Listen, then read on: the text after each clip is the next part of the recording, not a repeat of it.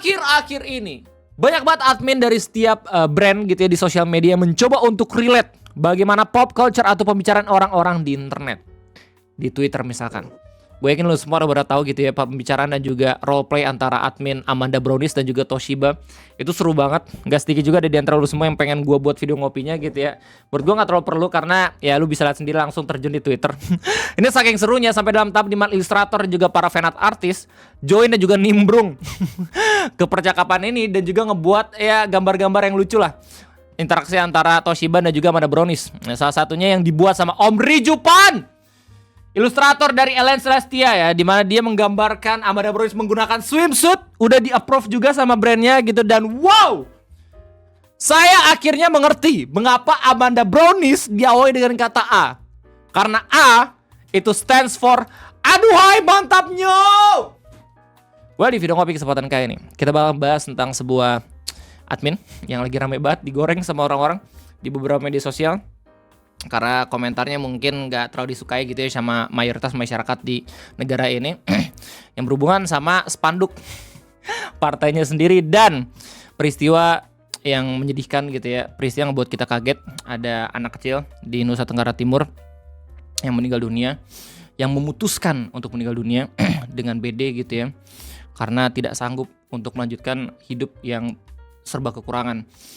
Ya, bahkan kalau misalnya dari bawah beritanya udah banyak banget hal-hal yang makin buat kita geleng-geleng kepala lah. Katanya nggak sanggup buat bayar sekolah dan masih banyak lagi. Terus habis itu diposting sama admin dari Partai Gerindra sendiri. Terus habis itu mendapatkan banyak banget hujatan di kolom komentarnya. Ya, meskipun komentar itu udah dihapus. Di video ngopi kesempatan kali kita bakal bahas bareng-bareng terkait hal tersebut. Jadi selamat datang di Ngopi, ngobrolin persoalan Indonesia bersama gue, your favorite Uncle Ombre. Sebelum kita ngebahas tentang kolom komentarnya admin Gerindra yang di roasting sama orang-orang gara-gara banyak banget bendera yang bertebaran di titik-titik daerah Bogor. Pada ironisnya adalah ketua umumnya atau Pak Presiden ya, Prabowo Subianto sempat bilang kalau misalkan Indonesia tuh harus asri, estetika itu harus dijaga gitu ya. Terus habis itu minta buat beberapa kepala daerah spanduk-spanduk yang mempromosikan barang dagangan itu dicopot-copotin. Tiba-tiba ada bendera. Terus habis itu banyak banget orang-orang yang akhirnya marah-marah gitu ke postingan-postingan yang memberitakan ini. Sebelum itu admin dari Gerindra pun pernah di roasting ya gara-gara permasalahan anak di Nusa Tenggara Timur yang memutuskan untuk meninggal dunia. Orang-orang langsung pada nyindir beberapa program-program kebijakan dari pemerintah gitu ya. Salah satunya mungkin sekolah rakyat dan juga MBG, yang mana mereka mungkin tidak bisa menyelamatkan nyawa dari anak tersebut. Dan lebih ironisnya lagi adalah Pak Presiden Prabowo sempat bilang kalau misalkan negara kita termasuk negara yang bahagia, tapi ada anak ya di Nusa Tenggara Timur yang memutuskan untuk melakukan hal tersebut. Nah, gara-gara berita itu akhirnya dari Gerindranya sendiri gitu ya, sebagai partai yang sekarang lagi ada di kursi pemerintahan, ngasih tahu kalau misalnya mereka sebenarnya punya program-program yang bisa menanggulangi hal yang seperti itu. Salah satunya mereka promosi yang namanya sekolah rakyat. Di postingan terbarunya tanggal 5 Februari 2026. Captionnya kayak gini. Jangan biarkan peristiwa seperti ini terulang kembali. Pemerintah telah membangun sekolah rakyat sebagai ikhtiar nyata untuk memastikan setiap anak, terutama dari keluarga yang kurang atau tidak mampu, agar mendapatkan pendidikan yang layak dan berkualitas. Namun keberhasilan program ini memerlukan dukungan seluruh elemen masyarakat. Masyarakat juga harus lebih peka terhadap lingkungan sekitar, mengenali anak-anak yang terhambat sekolah karena kondisi ekonomi maupun sosial, serta memastikan mereka tercatat dan terverifikasi dalam data tunggal sosial ekonomi nasional agar bantuan dan akses pendidikan benar-benar tepat sasaran. Ini sebenarnya di kalimat akhir ya harusnya bukan tugas dari masyarakat sih, justru tugas dari ya buat kebijakan gitu untuk memastikan apakah mereka masuk administrasi atau tidak ya sih. Negara hadir ya, tapi poinnya adalah negara hadir katanya. Dengan kepedulian dan partisipasi masyarakat juga menjadi kunci agar tidak ada satupun anak Indonesia yang kesulitan mendapatkan akses pendidikan yang layak dan berkualitas. Nah, ketika pemerintah lewat Gerindra ngasih tahu ada kebijakan ini, ada salah satu komentar ya yang dia ngebales, tapi dengan nada yang sebenarnya tuh nggak yang harmful banget, cuma sekedar ngasih saran doang gitu. Dan komentarnya udah dihapus by the way, cuma lu masih bisa lihat bagaimana screenshotan orang-orang di Twitter, di Facebook, ini rame banget diberitain di mana-mana gitu ya. Ini dari akun namanya Lipo FPV, bilang pakai uang 17 triliun buat gratiskan pendidikan dong gitu. Ini kan nggak yang bener-bener ngerosting gitu, tiba-tiba dibalas sama admin Gerindranya dengan bilang apa sih anak abah sudah ada sekolah rakyat, retweet juga harus peka. Man, ini lucu banget komentar Liponya sendiri bukan anak abah ya. Dan kalau misalnya dari beberapa reply orang Twitter, ya banyak juga sebenarnya yang emang mempertanyakan kalau misalnya sekolah rakyat itu apakah beneran tepat sasaran atau kagak gitu. Soalnya Yang pertama kan nggak sebanyak sekolah negeri. Lagi pula menurut orang-orang dan juga mayoritas yang memang mengerti tentang pendidikan mungkin ya di beberapa media sosial menganggap kalau misalkan infuse ke biaya setiap sekolah negeri di Indonesia menurut gue lebih efisien, menurut mereka lebih efisien dibandingin ketika ngebuat satu sekolah tunggal, sekolah rakyat yang mana nggak semua ada di setiap titik-titik di daerah kayak gitu. Ya lu cek sendiri Twitter banyak banget coba yang emang mempertanyakan dan juga ngasih saran gitu ya. Wahyu Tromo, saya Wahyu dan saya orang goblok. Izin bertanya dengan lembut, ketimbang membangun sekolah dengan konsep begitu dan dinamai sekolah rakyat, kenapa nggak ngebetulin sistem dan konsep sekolah yang udah ada aja? Makasih, thanks before. Belum dibales ya. Terus habis itu Kak Oki Madasari bilang, saya tanya serius Min, berapa kapasitas sekolah rakyat? Ada berapa sekolah rakyat seluruh Indonesia? Berapa jumlah anak yang sudah bisa ditampung? Berapa jumlah anak miskin di seluruh Indonesia? Lu tahu nggak di setiap desa itu sudah ada yang namanya SD? Ya, terus habis itu masih banyak lagi orang-orang yang mempertanyakan tentang sekolah rakyat. Nih ada juga langsung yang pakai data, gua nggak tahu data dari mana gitu ya, tapi langsung ditanya, izin Min, ini sekolah rakyat distribusi sebaran titiknya seperti ini udah yakin bakal menjangkau anak yang membutuhkan? Misal di Kaltim ada 3 titik, nah ini yang nggak mampu diarahkan ke situ. Terus strateginya gimana? Dijadikan asrama gitu kah? Emang udah ada data target siswanya? Nah kan banyak banget yang langsung kritis mempertanyakan bagaimana cara kerja sekolah rakyat. Hanya gara-gara adminnya langsung balas dengan bilang anak abah. Di kolom komentar Gerindanya makin banyak lagi orang yang datang terus habis itu bilang, woi gua anak abah nih. Mana coba kasih tau gue. Nurman, hey Min, katain saya anak abah dong. Cerita Bu, minta maaf dulu gak sih? Book Hungsters gak dibilang anak abah daripada anak ya banyak banget yang menilai kalau misalkan public relation dan juga bagaimana communication dari admin Gerindra ini kurang tepat gitu ya. Apalagi beliau ini bukan yang mewakili perusahaan tapi mewakili negara gitu. Tiba-tiba langsung nembak dengan nyebut kalau misalkan orang-orang yang ngekritik ngasih saran itu adalah oposisi bagi mereka, jelas berbahaya banget buat kedepannya gitu, apalagi untuk pilpres mendatang kalau misalkan emang image-nya masih bisa tetap dipertahankan gitu ya, siapa yang akan jadi calon presiden. Well, setelah itu admin Gerindra lagi-lagi langsung di roasting ya, gara-gara banyak banget bendera dari partai yang berkibar di titik-titik daerah kota Bogor serta Jakarta. Buat kita sebagai masyarakat Indonesia ya, bendera-bendera partai, spanduk partai dan masih banyak lagi ya atribut-atribut partai itu bukan hal yang rahasia dan juga bukan hal yang aneh gitu terlihat di beberapa kota. Karena udah biasa kita mau bilang ini jelek, ngerusak pemandangan, nggak tahu kemana gitu ya. Terus aja muncul bendera-benderanya gitu kan, kita bingung sendiri. Sampai pada akhirnya presiden kita ya Pak Prabowo itu nyinggung soal Indonesia Asri. Beliau bilang kalau misalkan ya justru spanduk-spanduk itu ngerusak pemandangan.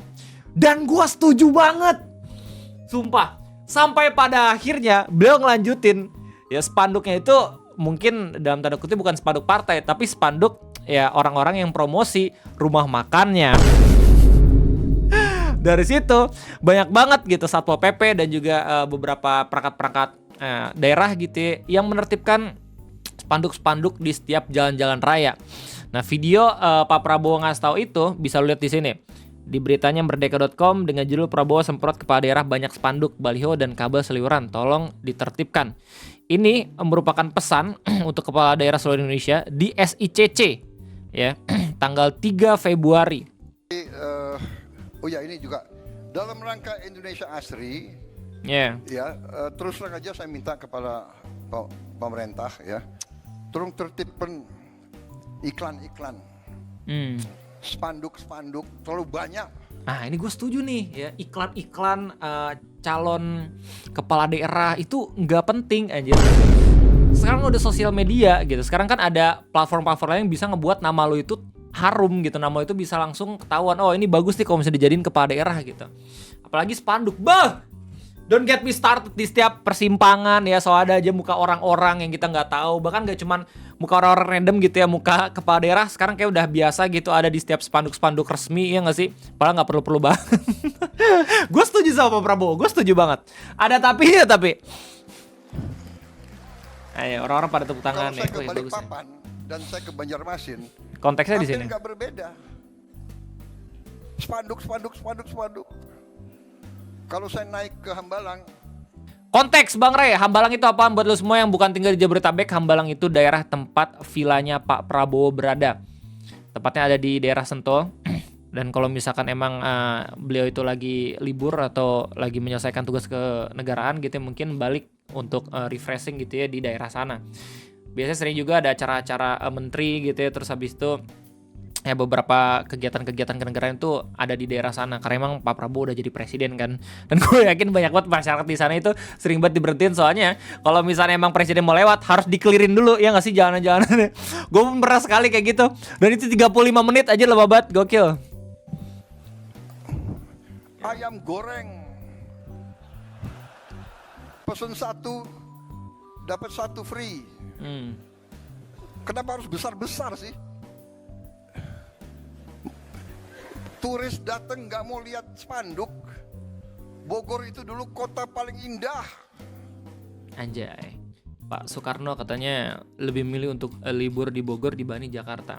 Ya sebenarnya tergantung pendapat dari setiap orang sih, tergantung kacamata orang-orang.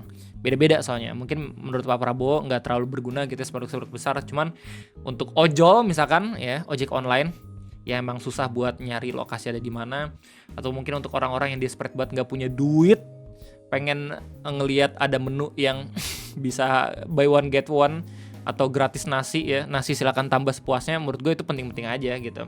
Ya balik lagi tergantung POV. Mungkin menurut eagle eye-nya Pak Prabowo itu nggak terlalu penting, tapi untuk beberapa orang mungkin penting. Balik lagi ya, subjektif banget. Nah, gara-gara video ini dan gara-gara perintah langsung dari Pak Prabowo untuk menertibkan spanduk-spanduk, banyak banget daerah-daerah yang akhirnya beneran ditertibkan spanduknya. Salah satunya yang di-mention yaitu daerah Hambalang. Lu bisa lihat sendiri beritanya dari New Dots. Ya, ini fresh banget. Tanggal 5 Februari videonya muncul. Ini di daerah Hambalang. Satpol PP Kabupaten Bogor menertibkan ratusan spanduk dan baliho berukuran besar di jalur utama menuju rumah Presiden Prabowo Subianto di kawasan Bojongkoneng. Pertimbangan ini dilakukan usai Prabowo menyoroti maraknya baliho yang dinilai merusak estetika Bogor saat memberikan arahan dalam rapat koordinasi nasional kepala daerah. Sebanyak 382 spanduk dan baliho termasuk reklame tanpa izin diturunkan hanya dalam 1 hari hingga dini hari. Ya kalau misalnya yang tanpa izin ya jelas lah harus ditertibkan gitu. Tapi mungkin kalau misalnya memang udah izin, nah itu mungkin orang-orang pada dongkol pasti gara-gara ini. Kepala Bidang Ketertiban Umum Satpol PP Kabupaten Bogor, Rama Kodara, menegaskan penertiban akan diperluas ke seluruh wilayah Kabupaten Bogor demi menjaga ketertiban dan keindahan. Sebelumnya Prabowo menekankan bahwa wisatawan datang untuk menikmati panorama alam, bukan datang spanduk raksasa, dan ia pun mengingatkan kejayaan Bogor sebagai kota indah dan meminta pemerintah daerah lebih aktif menata ruang agar pesona wilayah tetap terjaga. Ya, daerah tempat tinggalnya Pak Prabowo ya, Villa Prabowo itu emang bener-bener tempat orang-orang buat trekking, buat main sepeda dan segala macam gitu.